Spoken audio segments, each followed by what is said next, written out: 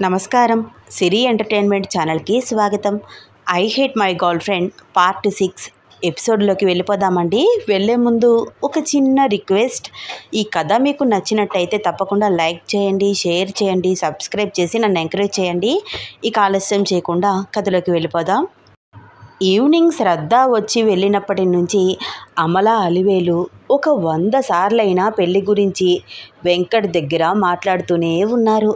ఏదో ఒక రకంగా పెళ్లి ప్రపోజల్ తన ముందు తీసుకువచ్చి పెడుతున్నారు. ఒరేయ్ వెంకట్, నా మాట వినరా? ఇంకా ఎన్ని రోజులు పెళ్లి చేసుకోకుండా ఉంటావు? కోడలు పిల్ల వస్తే నాకు కూడా సహాయంగా ఉంటుంది అంది అమల. ఎవరు? అదా? నిజంగా ఆ అమ్మాయి ఈ ఇంటికి కోడలుగా వస్తే దానికి నువ్వు తిరిగి హెల్ప్ చేయాలమ్మా. నీకే ఎక్కువ చాకరీ అవుతుంది. అయినా పర్వాలేదురా, నాకు ఆ అమ్మాయి నచ్చిందిరా. మన పక్కింటి లక్ష్మి గారి కోడలు కంటే మన ఎదురింటి భ్రమరాంబ గారి కోడలు కన్నా ఇంకా అందంగా ఉంది. వాళ్ళకి అంత అందమైన కోడలు వచ్చారని ఎంత బిల్డప్ కొట్టారో. నాకు అంతకంటే అందమైన కోడలు రావాలిరా. ఆ అమ్మాయిని చేసుకోరా, భలే బాగుంది. ప్రేమగా కొసరి కొసరి వడ్డిస్తూ కొడుకుని బ్రతిమలాడుతోంది అమల. ఏంటమ్మా నువ్వు? వాళ్ళ కోడల కంటే అందంగా ఉంటే చాలా, నాకు నచ్చాలి కదా అన్నాడు వెంకట్ విసుక్కుంటూ. అలివేలు వెనక నుంచి వచ్చి చేతికర్రతో ఒక్కటి కొట్టి, ఒరేయ్ నీ మొహం అద్దంలో చూసుకున్నావా? ఆ పిల్ల పక్కన నిలబడితే ఏమైనా సరిపోతావా? అయినా ఆ పిల్ల వచ్చి చేసుకుంటాను అంటే నీకేం మాయరోగం రా? చారుడేసి కళ్ళు, కోటేరు ముక్కు, పెద్ద జుట్టు, ఎంత బాగుంది పిల్ల. కుందనపు బొమ్మలాగా ఉంది. అచ్చం నేను వయసులో ఉన్నప్పుడు అలాగే ఉండేదాన్ని. తిప్పుకుంటూ చిరునవ్వు నవ్వుతూ బోసి నోటితో తొస్సుగా మాట్లాడుతోంది అలివేలు. అలివేలు అలా మురిసిపోవడం చూసి, అబ్బో వచ్చిందండి రంభ, అతిలోక సుందరి, విక్రింతగా నవ్వుతూ అన్నాడు వెంకట్. చేతికర్రతో మరొకటి కొట్టింది అలివేలు. నీ ఎంకమ్మ, చేతికర్రతో చంపేస్తున్నావు కదే. ఏదో ఒకరోజు ఆ కర్రని 2 ముక్కలు చేస్తాను అంటూ వీపు రుద్దుకుంటూ, ప్రశాంతంగా నన్ను తినను కూడా తిననివ్వరు, ఊరికే దొబ్బేస్తున్నారు అనుకుంటూ ఆ ప్లేట్ పట్టుకుని తన గదిలోకి వెళ్ళిపోయాడు.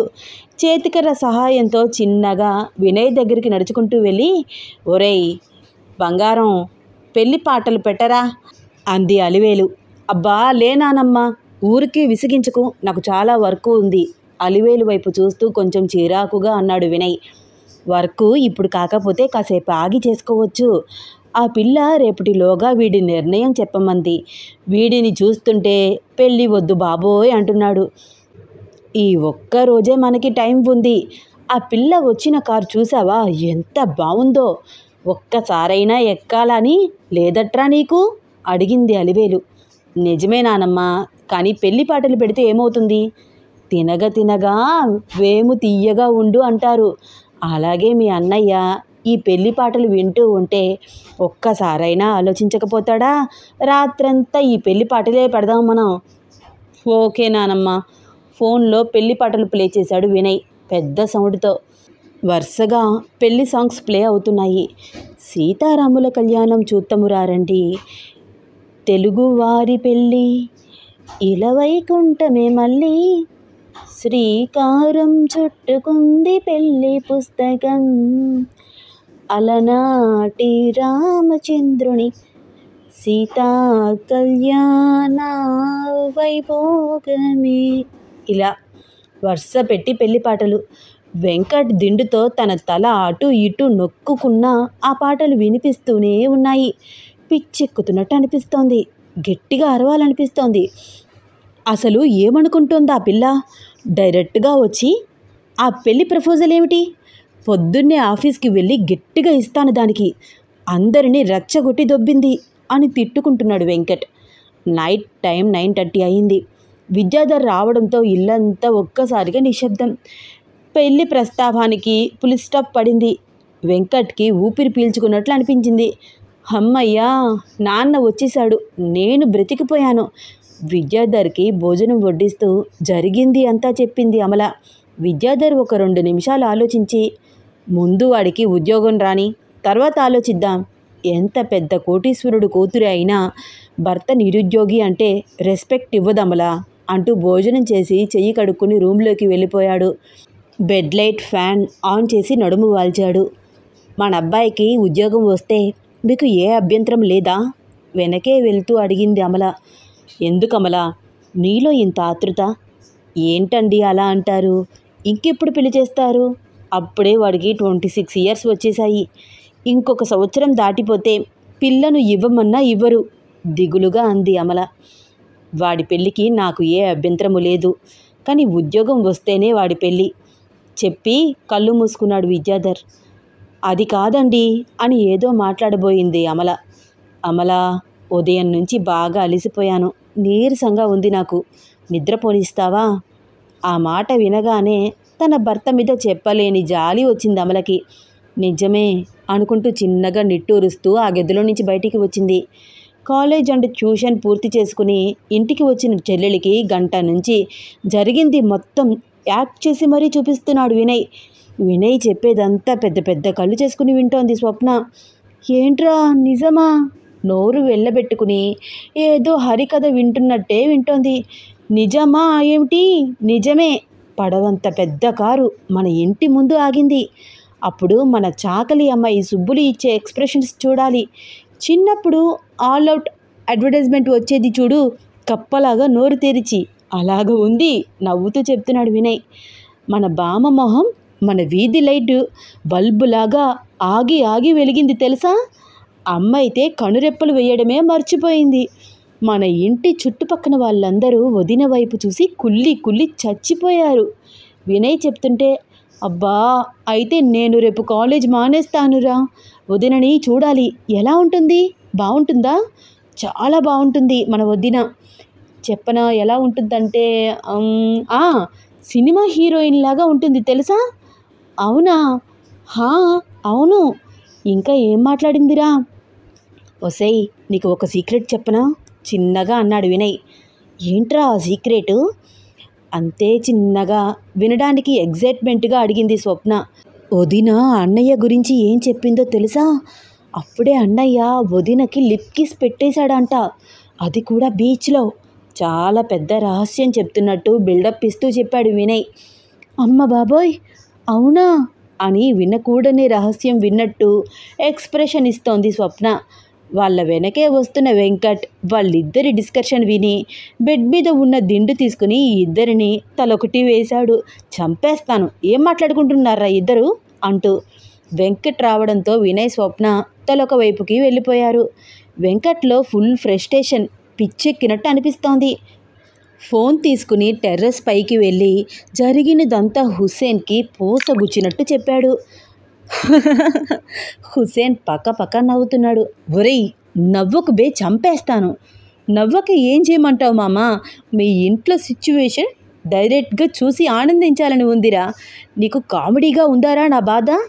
ఒరేయ్ ఇంకా ఎన్ని రోజులు ఇలా సింగిల్గా? అమ్మ వాళ్ళ మాట విని పెళ్లి చేసుకోబే. నా బాధ మీ అందరికీ తమాషా అయిపోయింది. నువ్వు కూడా అదే మాట. ఇలా అయితే నీతో కూడా నేను మాట్లాడను. కాల్ కట్ చేయబోయాడు వెంకట్. అరే వెంకీ, పెళ్ళి గురించి మాట్లాడను కానీ ఫోన్ కట్ చేయకు అన్నాడు హుస్సేన్. ఇంట్లో ఒకటే టార్చర్ చేస్తున్నారా. రేపు ఎర్లీ మార్నింగ్ దాని ఇంటికి వెళ్ళి కూర్చుంటాను. ఎందుకురా?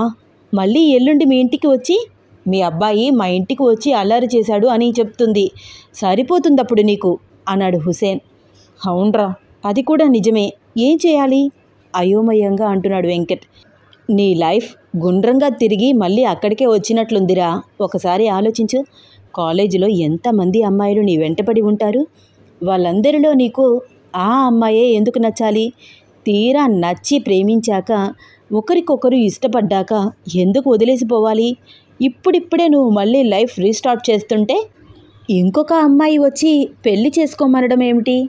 ఆశ్చర్యంగా అనిపించట్లేదు? చాలా విచిత్రంగా అనిపిస్తోంది నాకు. పెళ్లి చేసుకో అని రోజు మీ ఇంట్లో గోల, వాళ్ళందరి కళ్ళకి కనిపించేలాగా బంపర్ ఆఫర్ ఇస్తూ ఈ అమ్మాయి భలే ఉంది. నీ కథ సూపర్ మామా. పడి నవ్వుతున్నాడు హుస్సేన్. ఒరేయ్ నవ్వద్దు, చంపేస్తాను. సర్లే, ఇంతకీ ఇప్పుడు నువ్వేం చేస్తావు? ఆ అమ్మాయి మెడలో 3 ముళ్ళు వేస్తే బంపర్ ఆఫర్ దక్కినట్టే కదా. తల్లి తండ్రి చనిపోయారు, ఒక్కతే కూతురు, అన్ని కోట్లకు అధిపతి అయిపోయినట్టే కదా. హుస్సేన్ ఎంతో ఎగ్జైట్మెంట్గా మాట్లాడుతున్నాడు. షటప్, ఎవరికి కావాలరా వాళ్ళ ఆస్తులు? నాకు అవసరం లేదు. అయినా ఆ అమ్మాయి నన్ను వెతుక్కుంటూ రావడం నేను ఇప్పటికీ నమ్మలేకపోతున్నాను. ఏదో అట్రాక్షన్ అంతే, అది ప్రేమ కాదు. అయినా ఆల్రెడీ ఒక అమ్మాయిని ప్రేమించి తప్పు చేశాను. మళ్ళీ నా జీవితంలోకి ఇంకొక అమ్మాయికి వెల్కమ్ చెప్పి తప్పు చేయాలని అనుకోవట్లేదు, వెంకట్ కాన్ఫిడెంట్గా అంటున్నాడు. ఏమోరా, అలా అన్న వాళ్ళకే చిటిక వేసినట్టు పెళ్ళిళ్ళైపోతున్నాయి. నిన్ను వెతుక్కుంటూ సంబంధాలు వస్తుంటే నువ్వు వద్దంటున్నావు. పెళ్ళి పెళ్ళి అని తిరుగుతున్నా నా వైపు ఒక్క అమ్మాయి కూడా కన్నెత్తి చూడట్లేదు. దేనికైనా పెట్టి పుట్టాలి మామా అన్నాడు హుసేన్. అరేయ్, పెళ్ళి గురించి మాట్లాడకు బే, పిచ్చి దొబ్బుతోంది నాకు అన్నాడు వెంకట్. సరేరా, పెళ్ళి గురించి మాట్లాడకుండా ఆ అమ్మాయి గురించి చెప్పు. చూడడానికి యావరేజ్గా ఉంటుందా అడిగాడు హుసేన్. కాదురా, చాలా చాలా అందంగా ఉంది. ఓహోహో, అవునా? సరే సరే. పొగరుగా ఏమైనా మాట్లాడుతుందా? లేదురా, చాలా నార్మల్గా మాట్లాడుతోంది. ఆహా, సరే సరే. మీ ఇంటిని చుట్టూరా ఉన్న కాలనీని అబ్జర్వ్ చేసే నిన్ను పెళ్లి చేసుకుంటాను అని చెప్పిందా? అదే కదా చెప్తున్నాను, అన్నీ చూసే పెళ్లి చేసుకుంటాను అని చెప్పింది. ఓహో, అయితే ఆ అమ్మాయి నిన్ను అస్సలు వదిలిపెట్టదు. ఫిక్స్ అయిపోరా, ఆ అమ్మాయి నీ లైఫ్లోకి రాబోతోంది కాన్ఫిడెంట్గా అన్నాడు హుసేన్. ఏంట్రా, జ్యోతిష్యం చెప్పడం ఎప్పటి నుంచి నేర్చుకున్నావు? చిరాకుగా అన్నాడు వెంకట్. ఖచ్చితంగా ఆ అమ్మాయి నిన్ను లవ్ చేస్తోందిరా. నీకు ఉద్యోగం లేదని తెలుసు, మీది మిడిల్ క్లాస్ ఫ్యామిలీ అని తెలుసు. పైగా ఫస్ట్ టైం నిన్ను చూసినప్పుడు నువ్వు స్మోక్ చేస్తున్నావని చెప్పావు. సో నీ బ్యాడ్ హ్యాబిట్స్ కూడా ఆ అమ్మాయికి తెలుసు. ఇన్ని మైనస్ పాయింట్స్ ఉన్న నిన్ను ఆ అమ్మాయి ఇష్టపడుతోంది అంటే తనది సిన్సియర్ లవ్ అని నాకు అనిపిస్తోందిరా అన్నాడు హుసేన్. నీ బొందరా అరే, నువ్వు కూడా ఏంట్రా మైండ్ వాష్ చేయడం స్టార్ట్ చేస్తున్నావా? ఏదైతే అది అయ్యింది. రేపు దాని ఇంటికి వెళ్తాను, గట్టిగా క్లాస్ పీకి వస్తాను. దెబ్బకి నా జోలికి రాకూడదు దీనెమ్మ అనుకుంటూ కాల్ కట్ చేసేశాడు. హుస్సేన్ మళ్ళీ కాల్ ట్రై చేస్తున్నా అస్సలు లిఫ్ట్ చేయలేదు వెంకట్. తన రూమ్లోకి వెళ్ళి నిద్రపోదామని ఎంత ట్రై చేస్తున్నా శ్రద్ధ రూపమే కనిపిస్తోంది. బీచ్లో శ్రద్ధ స్పృహ లేకుండా పడి ఉండటము, తాను ఊపిరి ఇచ్చి తనను బ్రతికించడము, ఈరోజు శ్రద్ధ తిరిగి ఇంటికి రావడము, శ్రద్ధ నడవలేక ఇబ్బంది పడడం, తను వెనకే వెళ్ళి పట్టుకోవడం, శ్రద్ధ కళ్ళు ఫేసు అన్నీ గుర్తుకు వస్తున్నాయి. నిద్ర పట్టక పిచ్చెక్కినట్టు అటూ ఇటూ తిరుగుతూ సిగరెట్ తీసి స్మోక్ చేస్తున్నాడు. వెంకట్ శ్రద్ధ వాళ్ళ ఇంటికి వెళ్ళి ఏమని మాట్లాడతాడు? వెంకట్ని చూసి శ్రద్ధ ఎలా రియాక్ట్ అవుతుంది? వీళ్ళ ప్రేమ కథలో ఏమి జరగబోతోంది తెలుసుకోవాలని ఉందా? నెక్స్ట్ ఎపిసోడ్ కోసం వెయిట్ చేస్తూ ఉండండి. ఈ కథ మీకు నచ్చితే తప్పకుండా లైక్ చేయండి, షేర్ చేయండి, మీ అభిప్రాయాన్ని కమెంట్ చేసి చెప్పండి. Thank you.